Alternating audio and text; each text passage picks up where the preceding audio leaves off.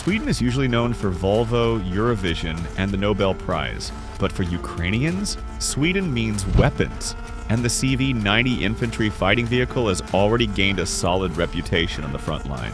The BMP-1 we used to work with was a tin can. But the CV90? That's a solid, reliable machine. But in the chaos of the Russian-Ukrainian war, is being good and reliable enough? The CV90 is the brainchild of Hägglunds, a Swedish company now owned by the British giant BAE Systems. And they didn't cut corners. This machine is precise, high-tech, and built to perform. Our gunners say it's a surgical tool, highly accurate, deadly precise. It can even take on tanks. First off, it's surprisingly spacious. Despite having similar dimensions to Soviet BMPs, the absolute antithesis of interior space, CV90 offers way more room for troops. Second, it's safe.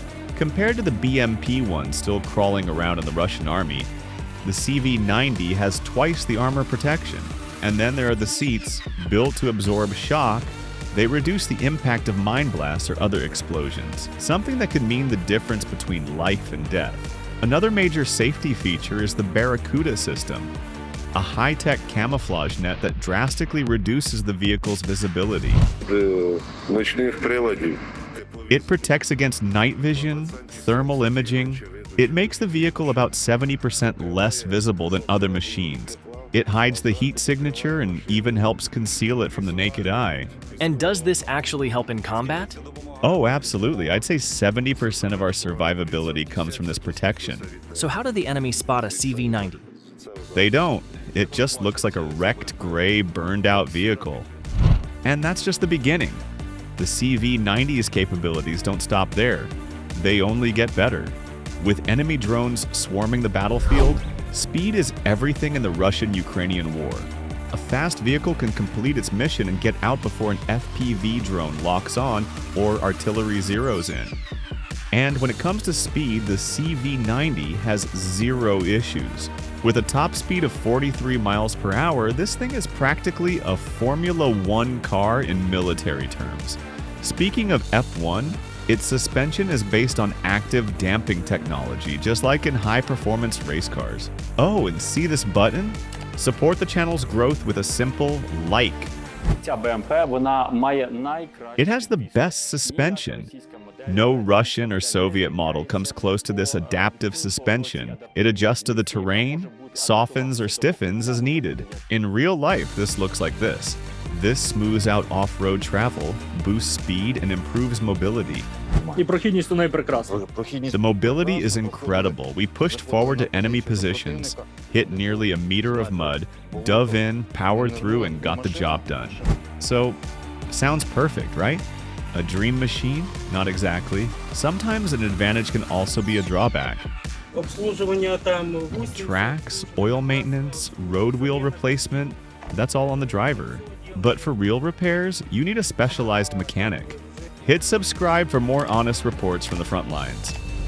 Despite all its perks, CV90 is a high-tech machine that needs specialists. And not every Ukrainian brigade has the tools or know-how to maintain something built with F1 technology. Running gear is the heart of any combat vehicle, and CV90's maintenance demands far more skill and tools than a Bradley or Marder. Of course, if you want simplicity, you can stick with Soviet-era armor, fix it with a crowbar and some creative swearing. But Ukraine's 1,500-kilometer front line means skilled personnel are just as critical as firepower. And there's another challenge looming: standardization. Sweden and Denmark operate different versions of the CV90, and Ukraine is getting both. That means extra logistics, extra parts, and extra headaches. It's basically two separate vehicles under the same name, with different components needed for each. But that's a problem for later. For now, Sweden's CV90s are ready to hit the battlefield. The Russian-Ukrainian war is one of the first serious tests for the CV90 in full-scale combat. As of now, multiple Ukrainian units are using these vehicles. Here, fighters from the 93rd Mechanized Brigade are perfecting their skills on the Swedish machine. And in this video from the 14th Mechanized Brigade, a tank and a CV90 move in close to enemy positions, delivering firepower before the infantry assault. Overall, the Swedish IFV is performing well in combat, which really annoys the Russians. They've been desperately hunting CV90s since summer because they can't take them out. They'd send two T90s just to deal with a single CV90. Early on, they kept mistaking them for tanks and intercepted communications. They'd fire two Grad rocket barrages, hit them with 120mm mortars, artillery, everything, just to stop one CV90. And yet, sometimes Russian efforts do pay off. In this footage, an enemy FPV drone hits a CV90 on the battlefield. But as you can see, the machine took the hit and the crew survived. Here's a closer look at what those impacts leave behind. Just yesterday, we got hit by an FPV. See the damage? And these are parts from whatever hit you, right? Yeah, looks like some DIY job, see? Even wood pieces. Every loss hurts Ukraine because there are only about 50 CV90s in the Ukrainian army, and that's one of this IFV's biggest issues in the war. There simply aren't enough of them to dominate the battlefield. Each CV90 is treated like a treasure, often kept in reserve while other vehicles take on more routine tasks. Which raises a big question. Is there a more practical IFV for Ukraine? Let's start with a battle-proven alternative, the Marder. The biggest advantage Marder has over CV90? Numbers. Ukraine has around 200 Marders, nearly 4 times as many as CV90s. Essentially, the Marder is from the previous generation compared to the CV90, so it falls behind in technology. Armed with a 20mm cannon, its firepower is weaker than the CV90's 40mm gun. It was originally designed as an anti-aircraft gun, so it can fire in bursts, single shots, 4-round bursts, 8-round bursts. It also has armor-piercing sub-caliber rounds, high-explosive fragmentation rounds, and tracers. The CV90's modular armor is also superior to the Marders. The same goes for its engine. Overall, the CV90 outperforms the Cold War-era Marder in quality, but Germany sent far more Marders to Ukraine, which is a crucial advantage in full-scale war. And of course, no video about Ukrainian armored vehicles would be complete without mentioning Bradley. When comparing CV90 versus Bradley, the Swedish IFV still comes out ahead. Better firepower, armor, and a more powerful, quieter engine. That stealth lets the CV90 get dangerously close to enemy positions before striking. This is thanks to its quiet engine and Susi rubber tracks, which are lighter, quieter, improve mobility, and offer better protection against explosions and fire. Up to 200 meters, it's practically silent. That means it can complete its primary task, getting the crew as close as possible without being detected.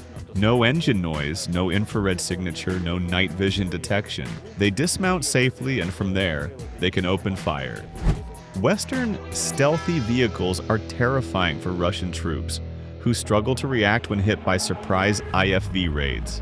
And of course, we can't skip comparing the CV90 to the most common IFV of the Russian army, the BMP-2. The BMP-2 is one of the most frequently seen vehicles on the battlefield in Ukraine, but its thin armor has been a nightmare for its own crews. Even a basic RPG or small shrapnel can rip through the sides or roof.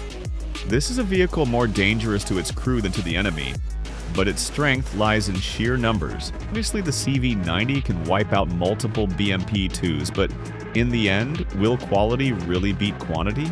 The Russians don't count losses in men or metal, and Ukraine refuses to play that game. That's exactly why CV90 and similar IFVs should form the backbone of Ukraine's armored forces.